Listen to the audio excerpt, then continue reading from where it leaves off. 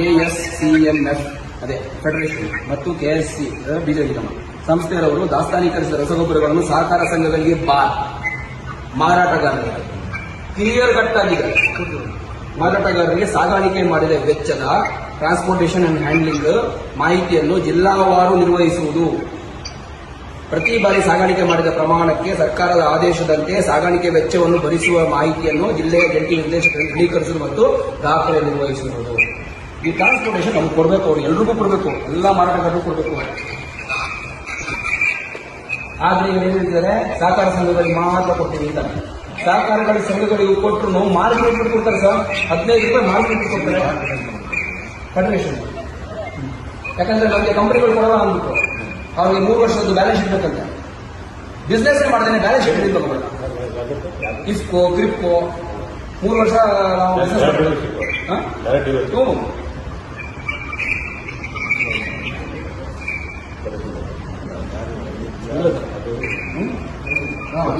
ಗೊಬ್ಬರ ಲೈವ್ ಅಲ್ಲಿ ನಡೀತಾ ಇದೆ. ಗೊಬ್ಬರ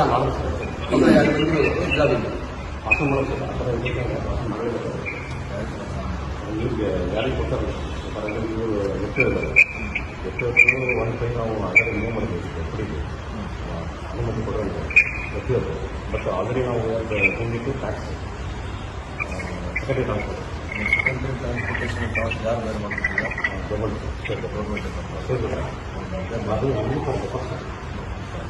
ಅದು ರೆಗ್ಯುಲರ್ ಸ್ಟಾಕ್ ರೇಟಿಂದ ಡೈರೆಕ್ಟ್ ನಮಗೆ ಬರಬೇಕು sir.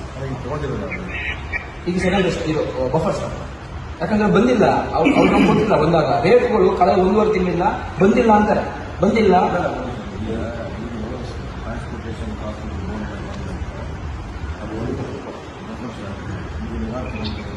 Buffer stock normal circumstances sir. Transportation cost ಕಂಪನಿಯವರೇ ಭರಿಸಬೇಕು, ರಿಟೇಲ್ ಔಟ್ಲೆಟ್ವರೆಗೂ ಅವರೇ ಕಳಿಸಬೇಕು ಅಂತಿದೆ.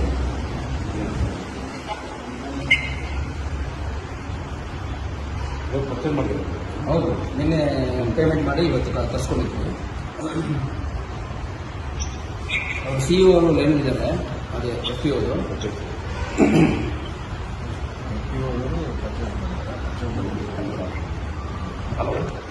ಅಲ್ಲ ಈಗ ಇವ್ರದ್ದು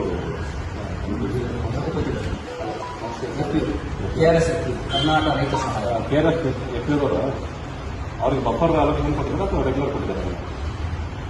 ಬಫರ್ನ ಕೊಟ್ಟಿದ್ದಾರೆ. ಬಫರ್ನ ಕೊಟ್ಟು ಸೆಕೆಂಡ್ ಟ್ರಾನ್ಸ್ಪೋರ್ಟೇಷನ್ ಅವ್ರು ಕೊಟ್ಟಿಲ್ಲ. ಹಾಂ ಹಾಂ ಮತ್ತು ಇದು ಹಾಂ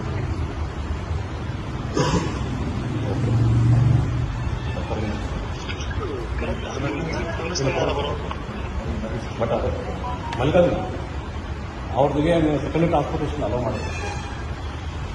ಹಾಂ ಅಲೋ ಮಾಡಿದೆ. ನಾನು ಈಗ ಆಲ್ರೆಡಿ ಮಾತಾಡಿದ್ದೆ, ನಾನು ಅಲೋ ಮಾಡಿದೆ.